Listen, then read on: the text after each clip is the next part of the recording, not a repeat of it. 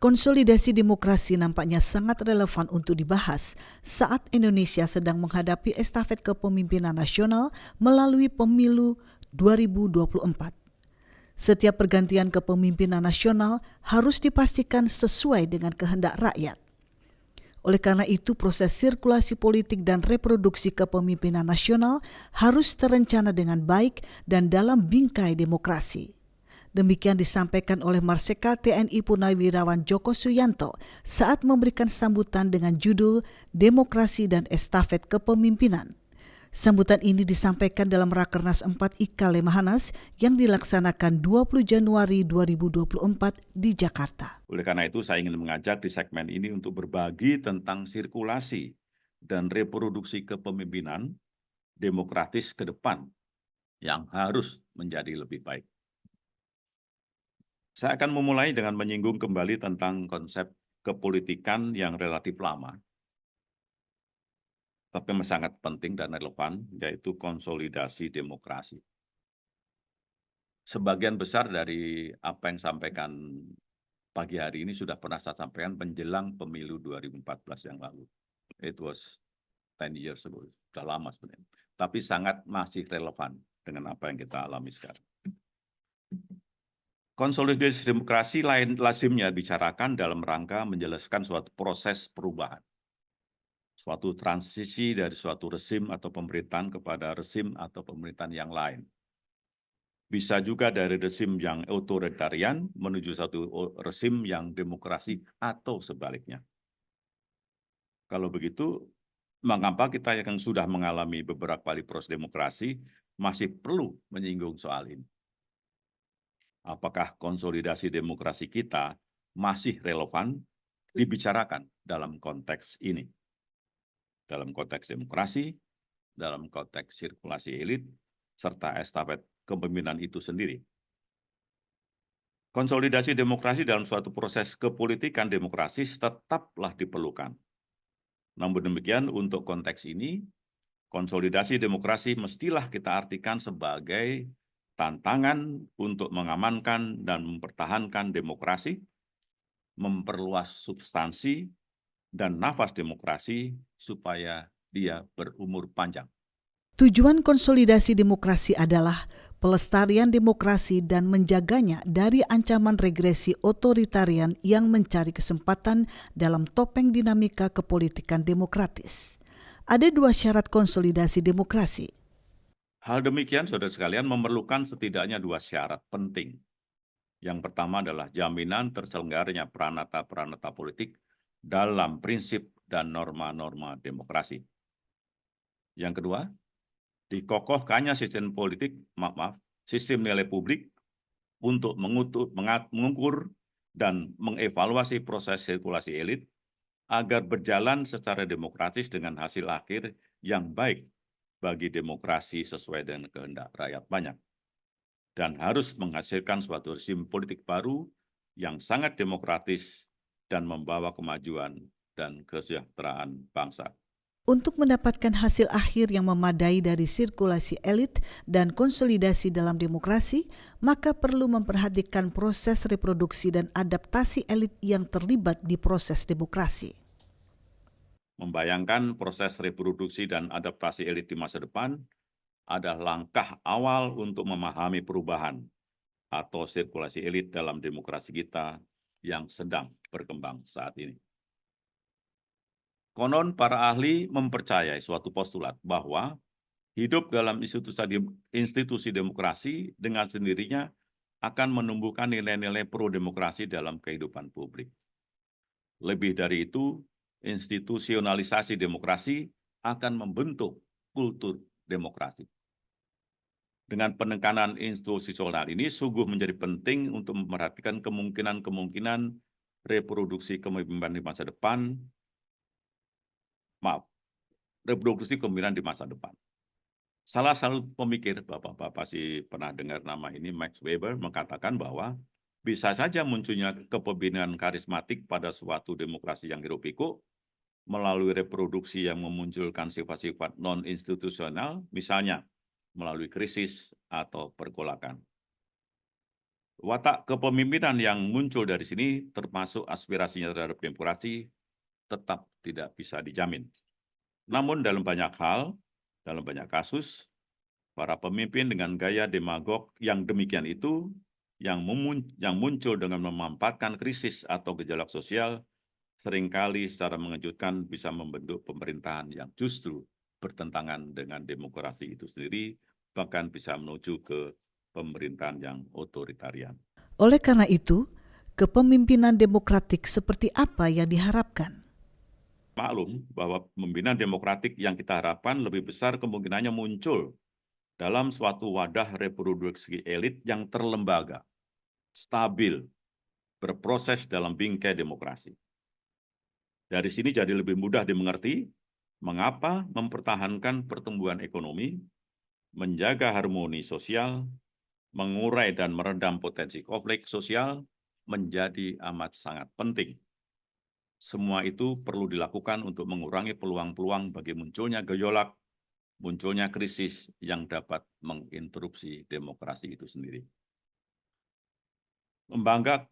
Membangun kelembagaan demokrasi secara harmoni sosial merupakan satu kesatuan yang merupakan bagian yang inherent dan institusionalisasi reproduksi elit serta kepemimpinan nasional itu sendiri.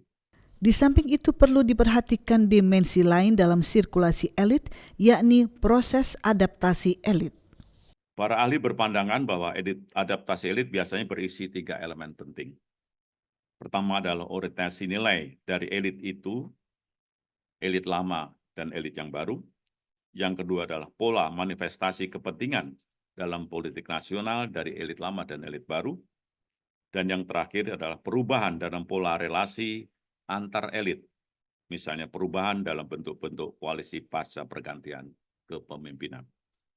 Itu sebabnya transisi kepemimpinan dalam demokrasi haruslah memastikan agar rakyat mendapatkan pemimpin dan elit baru dengan pandangan dan sifat-sifat yang baik dan memperhatikan masa depan nilai-nilai demokrasi tadi, yaitu kebebasan, kesetaraan, penghormatan terhadap hak asasi, dan nilai-nilai keadilan. Di titik ini, peran sejarawan, media, pengamat, aktivis, eksponen, penggerak reformasi di kampus, IKAL, menjadi sangatlah penting. Merekalah yang memegang memori kolektif mengenai latar belakang rekam jejak dan kapasitas elit tersebut. Hal-hal lain yang penting dibicarakan dalam adaptasi elit adalah soal kesediaan elit lama dan baru untuk tetap dalam komitmen menjaga demokrasi setelah kontestasi yang fair dan damai itu berakhir.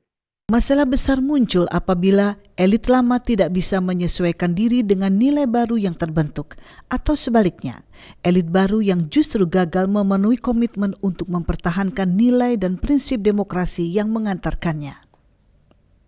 Konfirmasi politik mengenai komitmen elit dan para calon pemimpin baru haruslah diukur melalui sebuah mistar politik yang sangat panjang, yang melibatkan rekam jejak, perjalanan ide, perilaku para politikus, dan para kandidat. Dalam praktek politik di Indonesia dewasa ini, ikatan dan komitmen pengelompokan politik memang masih terasa sangat cair, terasa sangat longgar, dan bahkan kadangkala fragmentatif. Bagi sebagian kalangan, memperhatikan pergarisan faksional mungkin kurang penting. Namun bagi yang lain, hal tersebut mungkin justru sangat relevan untuk memahami arah, orientasi, misi dan kebijakan politik dari penguasa yang baru dan kelompok-kelompoknya, sehingga pergerakan insan-insan politik kita terkadang sangat unpredictable. Ternyata ada berbagai persoalan yang bisa mengancam proses sirkulasi elit dan membuatnya menjadi ringkih. Forum Ekonomi Dunia menyarankan negara-negara yang sedang mempersiapkan transisi kekuasaan untuk memperhatikan beberapa hal sebelum memilih pemimpin. Pertama, tingkat pengangguran usia produktif atau pengangguran di kalangan generasi muda usia-usia matang.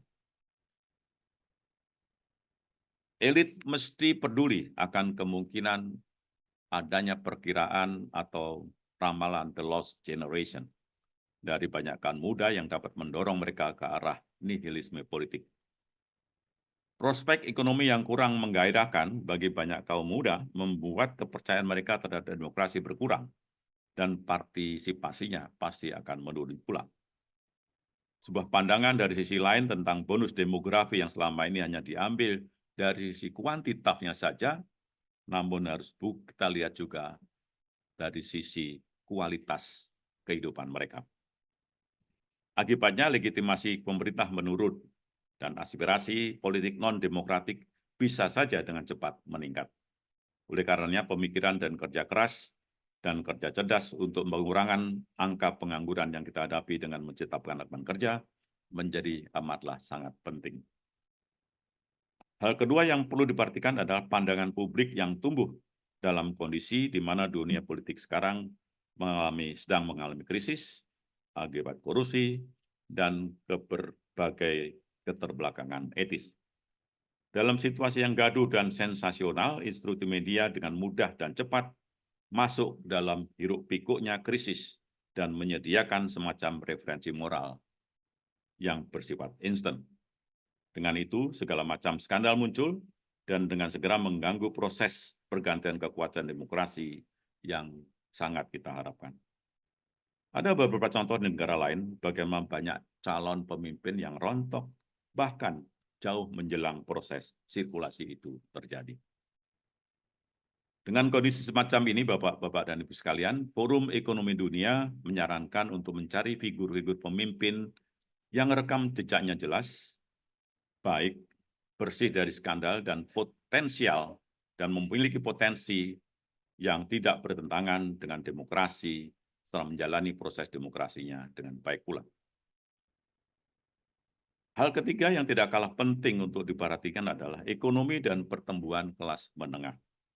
Dalam masyarakat demokratis dengan pertumbuhan ekonomi yang baik, para pemimpin harus menghadapi dan mengantisipasi pertumbuhan kelas menengah yang makin sadar dan makin mapan secara politik dan ekonomi. Di dalam konsolidasi demokrasi, diperlukan pemimpin yang mampu melanjutkan kegairahan kehidupan sosial dan ekonomi, hak asasi, lingkungan hidup, dan lain-lain, sehingga makin memupus pesimisme dan nihilisme kaum muda serta akar rumput.